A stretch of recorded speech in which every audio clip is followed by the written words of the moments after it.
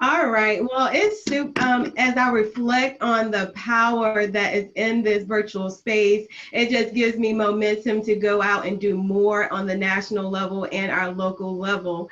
So, as we, reflect on also our countdown, we had some other conversation the week prior, and this started our Crown Conversations. And these Crown Conversations was from our local and state leaders about their hair story and how they're leading in equity across the state of North Carolina.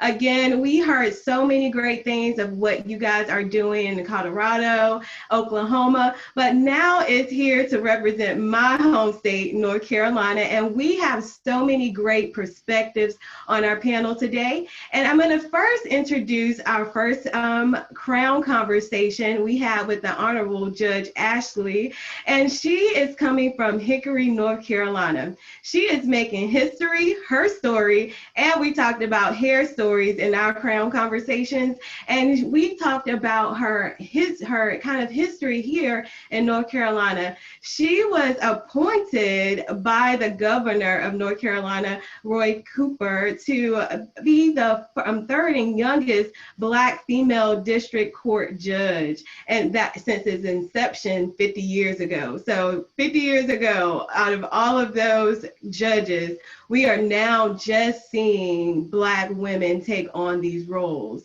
And so that is just powerful just to be in that conversation, being the third youngest woman. How powerful is that in this generation? And we talked about that visibility and exposure. It was so good to also hear that she already had partnered with Crown Campaign with some paint and sips. And so where she educated people about hair discrimination, and types of your different colds.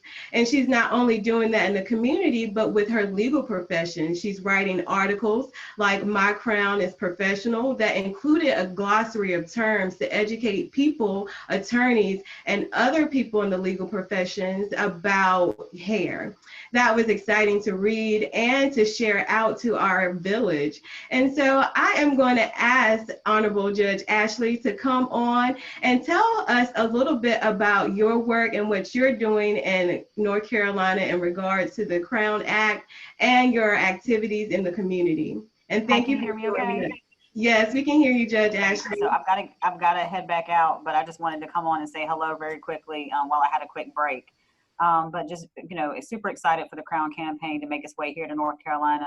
As someone who has natural hair, who wears my hair in different styles, I am very intentional about that while on the bench. Every month it might be something different, from crochets to braids to cornrows to natural hair, because I want to ensure that all individuals understand that natural hair is professional. The hair that grows out of our scalp that God gave us is professional.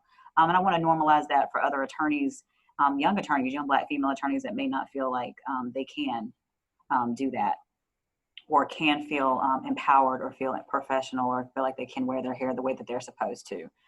So as you said, just the initiatives that I've been doing as far as paint and sips to encourage us as Black women to embrace our hair, to love our hair, but more than anything is to accept the fact that we have choices on how we want to wear it. And I think that's the main thing, is that it's our decision if we want to relax it or if we want to straighten it. However we want to wear it, that's our choice. And then also, like you said, the article that I wrote and other articles I've been writing to talk about racial dynamics, and then, being a Black woman, being in the intersectionality of gender and race, really complicates things. And so I really want to make sure that I'm educating people on at least the one thing that people always see in addition to our skin is our hair. And just to know that it's important to us, that it is respected, that it is honored, and at the very least, that we are not discriminated against because of it. Definitely. And I love that your first day on the bench, you wore your hair in a natural style. And that was so powerful. I think, from just that day was just historical. And for you to take on that with your natural styles. I think that visibility matters, and that exposure, and definitely your representation again. And you are, you know, the third and youngest Black district court judge in Wake County, which is the state city, Raleigh, North Carolina, our capital. So that is definitely impactful, and your reach is beyond just the courtroom. So yes, and we understand that youth is important to you and your involvement and hearing their voices. What can you say to our youth today about things about the Crown Act and why voting is important to elect officials that support policies that impact their communities? Absolutely. I mean, voting is always important, but you know, a lot of times we worry about the presidential election and we miss the local elections. We miss those impactful legislators like Senator Murdoch that we have on the call today. Those important positions, those are the individuals that are creating these laws. Those are the individuals that are creating the laws that I have to follow in my position. And so we really want to make sure that you know locally who your legislators are, who your judges are, who your district attorney is, who your sheriffs are, who your mayors, school board. All of those local elections are extremely important. What I would say to young people or young women that are confused or trying to figure out what's going on, find you a mentor that you feel comfortable talking to in the workplace or as you're pursuing your goals. Mentorship is so important, but don't be afraid to talk to them about attire or, you know, what you're supposed to be wearing or how you're supposed to be wearing your hair and those kind of things. And I think that would really help our young people to stay encouraged. I love when I go to high schools and middle schools and young girls are wearing their hair. I'm always telling them how beautiful it is. And I think that as parents and as adults, even if our hair is a different state or relaxed or we didn't feel comfortable with it, that we really need to encourage our youth to embrace their natural roots because they have enough. I always like to say all the time, we have enough of things going on in the world that the last thing that we need to be worried about is our appearance or something that God has given us. So such as our hair. So the main thing is encouraging our youth and letting them know how beautiful they are and that they can be and pursue any dreams that they have. Absolutely. And I can't wait till our virtual paint and sip. I'm still thinking about that, what we could do virtually here in North Carolina. And so thank you. We know that you have to head back into the courtroom, but before you leave, could you just tell us how we can contact you? Sure. My website is Judge Ashleigh, spelled like Raleigh. So that's ASHLEIGH.com. You can find out more information about me. You can actually read the article. It's posted on there under my judicial philosophy because it is part of my philosophy is anti-discrimination, obviously. And then also you can go on there to book me for any type of events or just get in contact with me if you have any questions about anything. So just happy to support, proud of the Crown campaign and all that you're doing, and glad to have partnered with you for several events and looking forward to what happens here in North Carolina in ways that we can continue to encourage other individuals to feel comfortable in their skin. Absolutely. Thanks again, Honorable Judge Ashleigh. So you have here in the state of North Carolina a Black judge that has experienced hair discrimination, well, not hair discrimination, but hair experiences where she felt like she assimilated just because of the culture of the predominantly white institution. She has great articles, again, that you can share as a resource to people in your community that want to learn more about Black hair. And so thanks again for joining us. So next, our Crown conversation is with Senator Natalie Murdock, which I am just happy to share that she is also making history here in North Carolina. So Senator Natalie Murdock is the youngest Black woman in the General Assembly representing District 20, Durham, North Carolina. So we are happy to have you here. And we discussed so much good stuff during our Crown interview. We started with your childhood experience, with you being active, which is great because we want to start early with healthy lifestyles. But we talked about how sometimes that can also be challenging when you're sweating your hair out and just managing. Then as a professional, you were able to also feel that weight to assimilate into more European life hairstyles sometimes.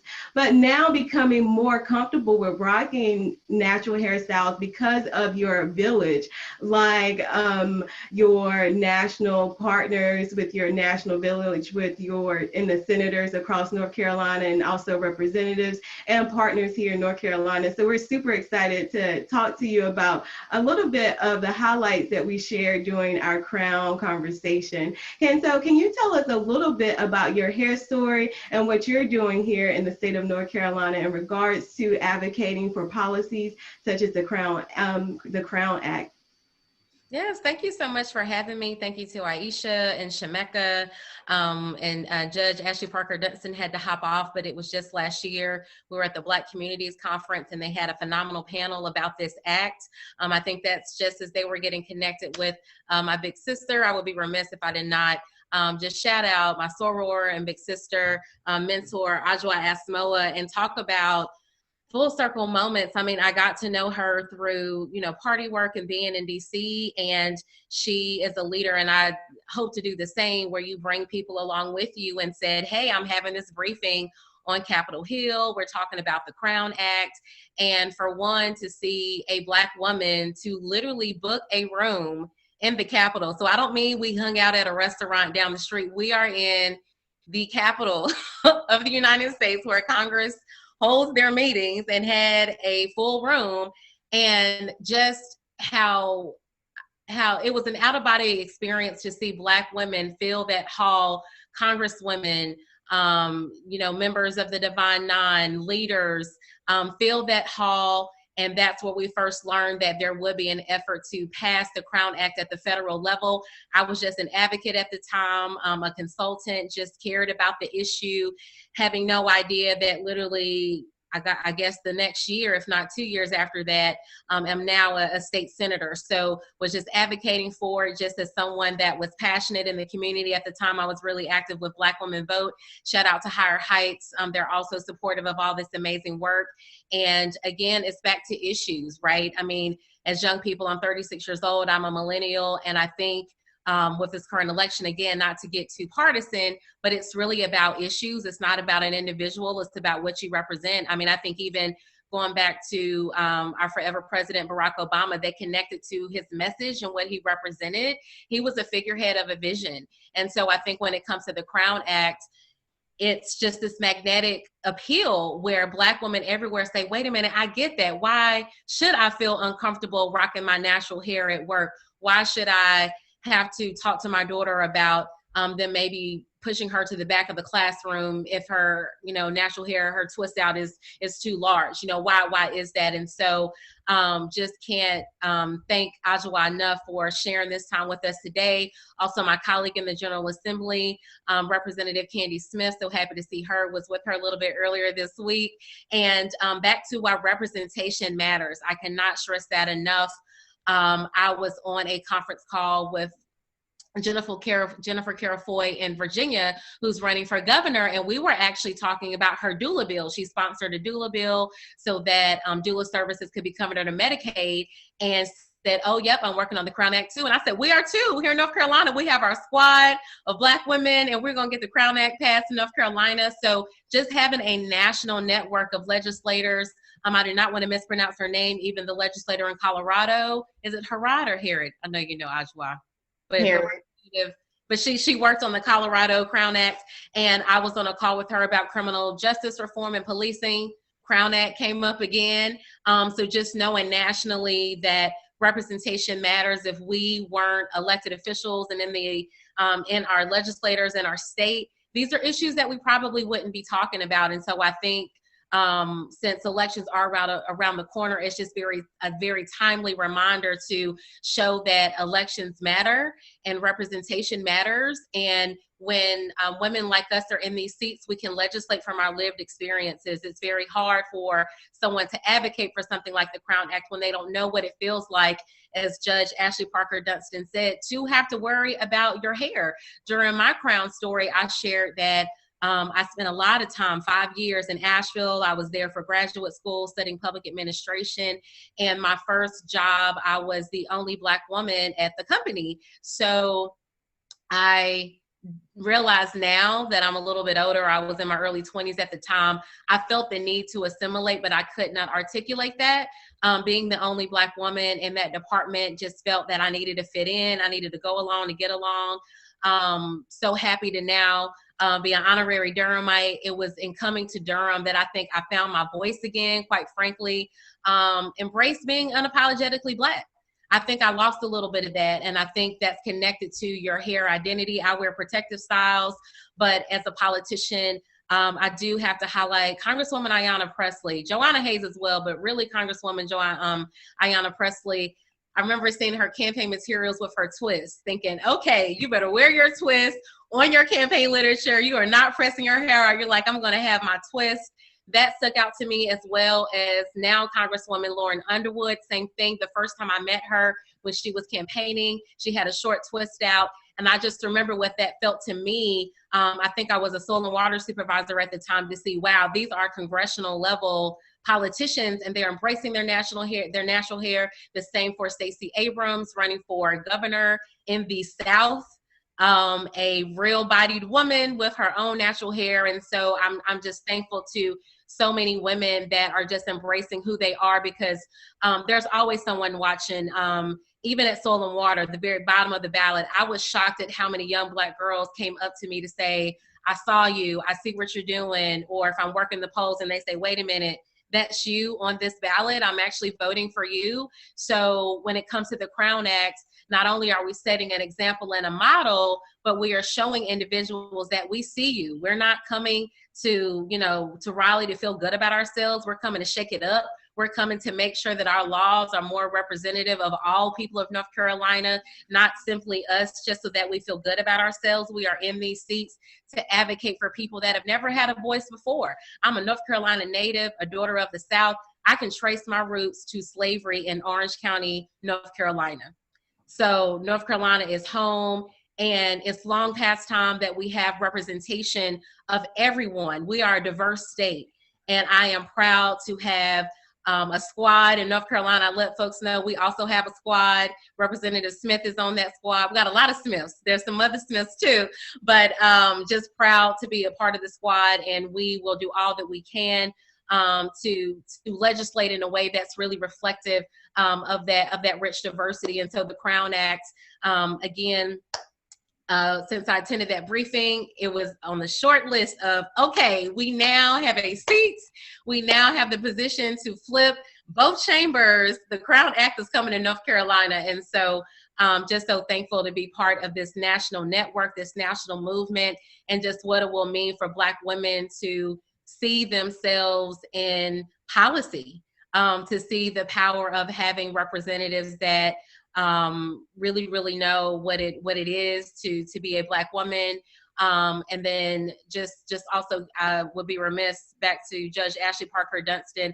I think folks forget, even as working professionals, that these are things that we deal with. You think that, oh, I have my education and my tenure and my degrees. It was through this work. Even tenured professors felt the pressure to conform. So I was shocked that even with all of your accolades, your hair is still an issue. And so movements such as the Crown Act will break through that ceiling, change the culture so that natural hair is the norm, that we won't have to explain it, that it won't be odd, it won't be exotic. It will be just a normal, a normal instance of, this is just how I choose to wear my hair. I shouldn't be judged for it. I shouldn't be denied job opportunities for it. I shouldn't be viewed of as unprofessional. Everyone should have the right to wear their hair however they choose. And so I'm happy to be a part of that, and a part of a new era in North Carolina politics, where we will be more reflective of the great state that we know and love. Absolutely. It's so wonderful to have great role models, to see you guys active in our communities, and know that I could go to you when I have concerns, as well as to our actual officials. So it's good to have that exposure and just that network and village of people that we know that we have that common goal, and that's to build healthy communities for our Black women and Black families and Black men across the state of North Carolina. So thank you, Senator Natalie. Thank you. All right, so I am a little excited here because I have my representative here, Representative Kandi Smith here in Pitt County. So I stay here in Greenville, North Carolina, and she is our representative. And she also has made history in the state of North Carolina. She is the first Black mayor of Greenville, North Carolina. So great, great historic moment for the residents here in Greenville, and also doing great things in the House of Representatives. You serve here, Representative Kennedy, on the Education K through 12 committee, as well as other committees, and you have that voice in our legislative, in the House, and know how to examine policies from the beginning, see that out in the House, and see how that is enforced in our communities. So we are just super excited to have you here today. And so we wanted to begin our conversation about hearing about your hair story and kind of the work that you're doing in the House and also around North Carolina. Thank you so much for inviting me. And let me make sure that I corrected the first Black female as the mayor of the city of Greenville. But I'm excited to be here among all of you professionals who know a whole lot more than I do, and to see all of my sorors doing all this wonderful work. It just impressed me. I learned more about you, Sarah. Adjoa. Yes.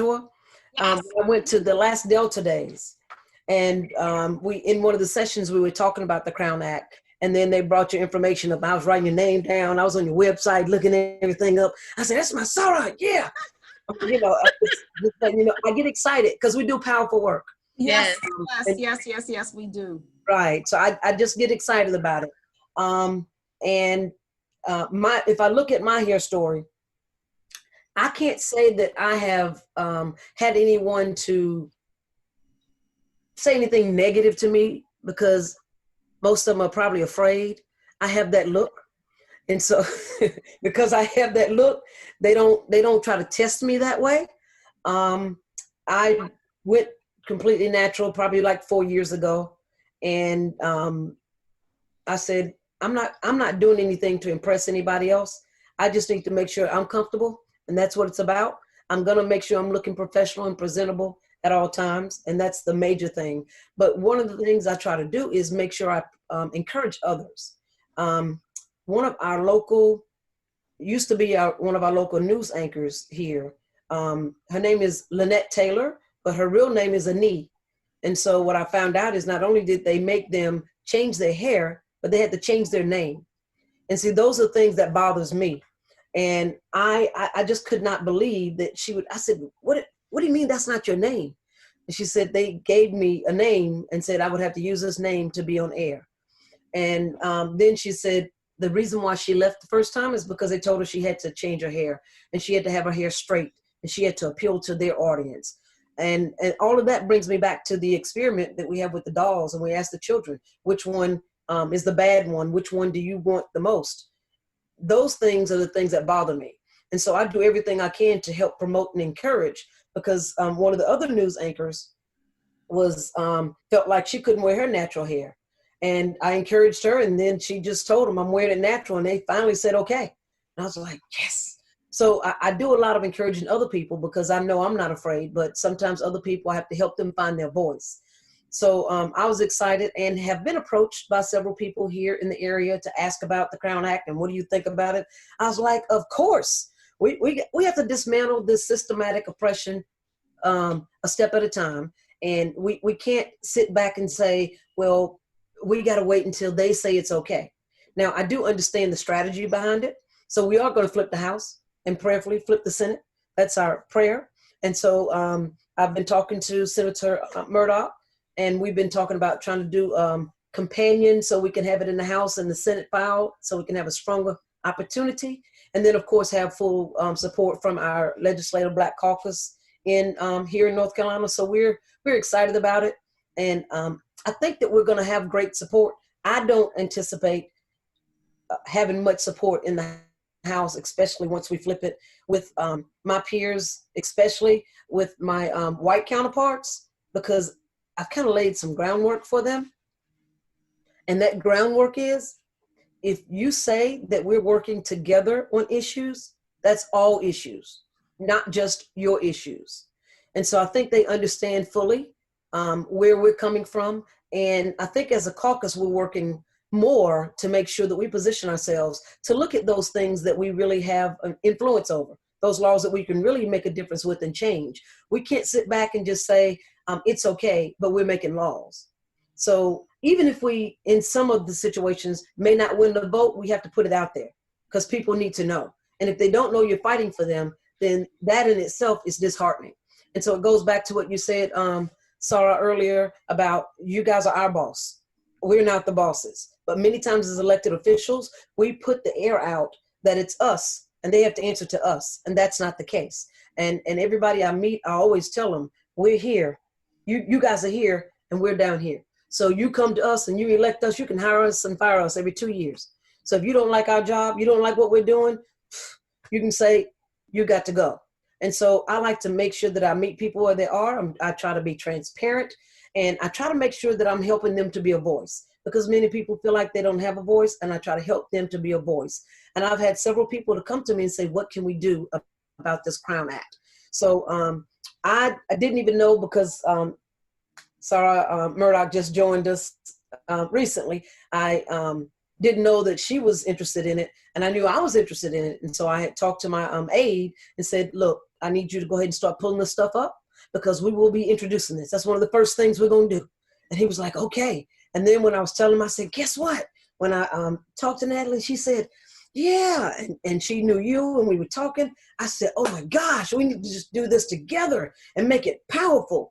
And so we're very excited about that because we have other other deltas also that serve with us in the House and the Senate. I know they're going to be excited, but also other Black legislators that's going to support us. And so we plan on making it big. And I hope, of course, since Natalie has your contact information, then we can reach out in case we need anything that would be able to help us. Because I think let me change it. We're going to pass it. My goal is for us to pass it in 2020 or 2021 when we start back in January. That's my goal. But if that does not happen then, doesn't mean it's not going to happen because it's going to happen. But we're going to flip it, though. That's the first thing. We're going to flip it. So yeah. I'm impressed by everybody who's willing to, number one, wear their natural hair because you got to be okay with you. I think it does a lot with self-esteem. When you have to keep changing yourself for someone else's narrative, that's an issue. And that stops people from doing a lot of things that they would normally do.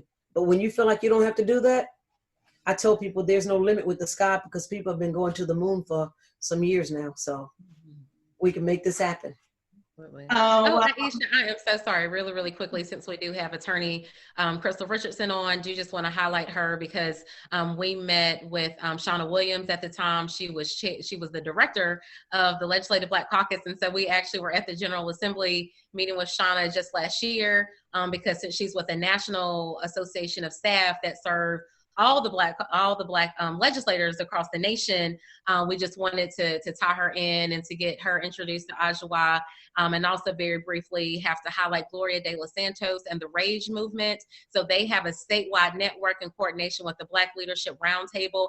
Actually, a lot of amazing work going on in Pitt County. So I'm so glad that Representative Smith is here. They have reached out to even Farmville to say, will you pass a resolution saying that hair discrimination is not okay? So they are actually working at the local level, and I'm seeing it also as a legislator in Durham. I'm getting those emails. What are you doing about the Crown Act? So as we all know, yes, we are elected officials, but without a grassroots movement, nothing will happen. We have to be able to say, my constituents are asking for this. So as far as my caucus, I've let them know, hey, I'm getting emails about this. I know my other colleagues are, and we want to flood those email boxes of all legislators, no matter what your party affiliation is, because we forget when it comes to strategy, rural is not, that doesn't mean that it's not Black. We have people all over the state that care about this issue. You don't just have to be in a very blue county like mine. No matter where you live, again, it could be Farmville, email your local representative and your city council members to say, I either want a local ordinance, I want a law, whatever that looks like. So for folks listening, contact to all of your elected officials and let them know that you want the Crown Act now. Well, the good thing is that you have, and I'm here with my sisters, I even see she has a red wall in the back. So, you know, this done became a whole chapter meeting. But it is, you don't have to do it by yourself. Again, Yes. I share that I'm the legislative strategist who developed the movement. Part of what we did was to create a whole entire network of organizations that support it. So, of course, our own very, you know, beloved Delta Sigma Theta, but Alpha Kappa Alpha and the Links and the National Action Network and the National Council of Negro Women and African American Mayors Association and NBCSL, Nobel Women. When I think about all of the organizations, that Legal Defense Fund, NAACP, like I literally called my friends who are the leaders of all of these organizations and asked them to stand in solidarity with, and not just to support me, but to support the movement. So you don't have to figure it out by yourself. That's what I am here for specifically, to be able to say, here's what worked, here's what we've done in other jurisdictions, here's what the Crown Act is, here's what the Crown Act is not, developing the FAQ, making sure people actually understand what this bill does, being able to answer the questions, and just empowering you all to be the Crown Act champions that you obviously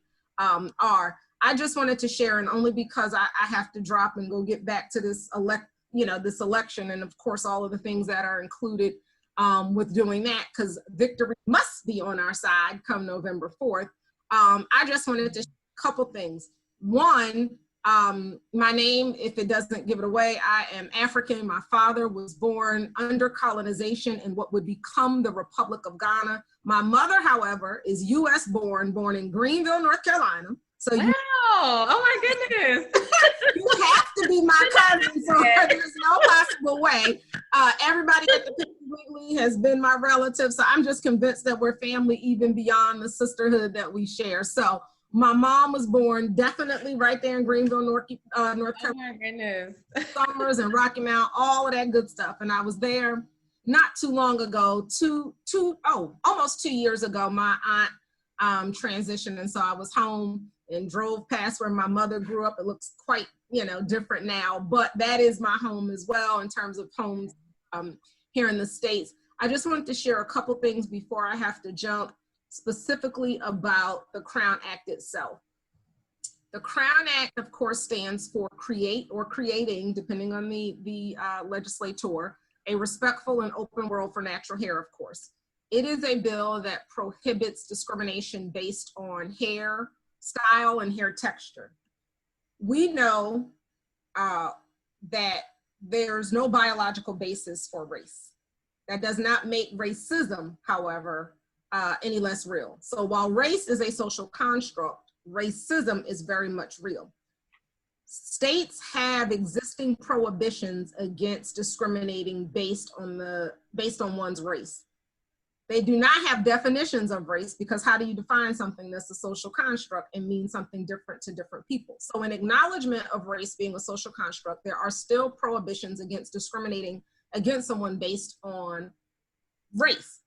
What this bill does is it goes in and it looks at whatever that existing statute is that prohibits the discrimination based on race and says, whatever you think race is, without defining it, we say include traits that are historically or typically associated with race, such as hair. And then we go on to describe some of the styles that are included, such as the braids, locks, twists, etc. So it's important to understand that this does not trump, no pun intended, OSHA and safety regulations. Sometimes people get confused about what the bill is and what it does. And they're like, well, if I have long locks and, it's going to dip in my soup. I mean, we've heard some of the most interesting things out here. And if by virtue of your industry regulations, you have to wear your hair up in a net, wear your locks up in a net. So this is not, again, I've seen people try to justify and couch their racism in talking about length, when this is not about length. They're talking about hair color. This is not about hair color.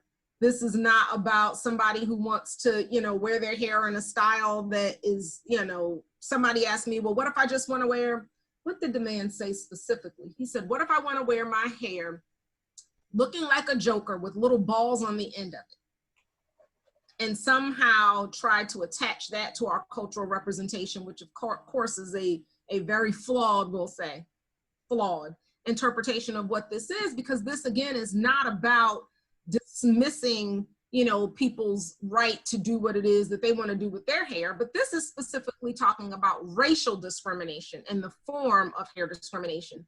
So again, it's not about length, it's not even about color per se, it is truly about ensuring that we are protected and that there is a legislative fix to ensure that our ability to wear our hair in its natural state and or protective styles are protected. Just a couple things. You talked, Sora, about, you know, going natural recently. I went natural again recently. I've worn my hair in all sorts of things, afros, twists. I haven't done locks, but braids, etc. But we are not monolithic. And so our experiences vary quite a bit. So we come to this place of self-acceptance at different stages, and that is okay. Self-acceptance comes to people at different times, but this is really about, again, honoring our own culture, our own history, and being able to rock our crowns however we see fit. I just so happen to have been raised by a Pan-African, so my dad is a retired Africana Studies and political science professor, so you know, I came to this a little bit differently, having gone to the door of no return at the age of 9 and walking that path that, you know, I encourage everybody to walk. But again, I just wanted to note that this is truly about protecting our people against racial discrimination in the form of hair discrimination. So I am going to go jump and go do the work of our people and ensure that this election turns out the way it should. I want to again thank you all for convening this conversation. When I say village, I'm talking as someone who has lived in the village. It is truly about the village and lifting this work and working collaboratively. So I thank you all, sisters, for your support. I look forward to working with you and helping to strategize about how to ensure that this goes from not just introduced, but to actual passage, which is very different. Some people introduce the bill, they have no strategy to pass it. So I look forward to working with you all collectively to ensure that hair discrimination is in fact outlawed in my mama's birthplace. So with that, I'm going to send virtual hugs. Thank you all for everything that you are doing to support. I got to shout out AC. AC, she's not ours, so she happens to wear pink and green, but y'all know we wear black before we wear crimson and cream or pink and green or gold and blue and or any other colors. And because she has really demonstrated what it looks like to be an executive and leverage where you sit. So everybody, no matter where you sit, you have a place in this movement. And again, it is good to be in community with you all. I'm going to bid you all adieu and say, let's keep up the fight. Thank you so much, sisters. I'm sending hugs and, you know, virtual kisses and all that good stuff, because failed leadership means we're still in COVID and, you know, it's unsafe. Yes. With that, y'all, I'm going to tap out. See you, sisters. Blessings. Thank you so much for such a powerful and enriching opportunity that we've had. Wow, 3 o'clock came fast today. I cannot believe we're already wrapping up, but we wanted to just make sure that you all knew how to get in contact with these incredible, brilliant leaders leading with equity across North Carolina. Please check in the chat. If you're joining us on Facebook, you'll see everyone's contact information in there that shared it. We definitely want to keep this conversation going. If you are looking at this on the replay on Saturday and you have questions come up, please put them in chat, and we're going to make sure that we can get these questions to our panelists to make sure that you are heard. Definitely thank you all for taking time out of today to come and collectively share with us as we're building equity in North Carolina by building a safety net through the Crown Act and other protections that will eradicate discrimination from us as representatives and constituents. And I'll yield back to Aisha, who has been doing an incredible job leading this moderation portion with the second panel. Is there anything that you would like to amplify before we close out officially today? Yes, thanks for being letting me be a part of the village. And as you guys see, we have political strategists, we have a senator, judge, we have a representative, we have people doing grassroots projects in their state. So we are out here passing the crown, ending discrimination and injustice everywhere. So my last thing I want to remind you guys, you know, we're doing 2 in 2020. We're voting and we want to be voted. We want to vote and be counted. So I want to remind you of some important dates. Of course, for those who do not want to go out to early voting or to vote on the day of election, you can complete an absentee voting ballot. And the deadline to request that is going to be October 27th. You must get that in postmarked by Tuesday, November 3rd, and it has to be received no later than Friday, November 6th. Also, the last day to register online is today. So we want to make sure you guys tell everyone that you come into contact with today is to make sure that they have registered to vote online. But if not, they can register to vote the day of, starting on October 15th through October 31st. Why vote? Because we need representative and local leaders, state leaders, and people in Congress that represent our concerns. Also, remember to complete the census. That deadline is October 31st. And write your elected official. I have my elected officials in my contact list. I'm very familiar with like Representative Smith, me and her assistant. I feel like we're friends now. But yeah, so make sure that you guys have their contact information just so you can make sure they are discussing concerns that impact your community in the House and in the Senate. Also, make sure that your friends and family know about the Crown Act. So encourage them to do their research and know how it impacts our schools. And so you can vote in people such as the Board of Commissioners, our city councils that are making sure that these acts and policies are lifted in the state of North Carolina. So without further ado, we're going to wrap up. And again, we want to thank all of our panelists that are in North Carolina as well as throughout the U.S. that are pushing the Crown Act in your state. All right, well, you guys have a great, great Friday and have an even better weekend. Take care. Thank you again. Yes. Thank you. Thank you all.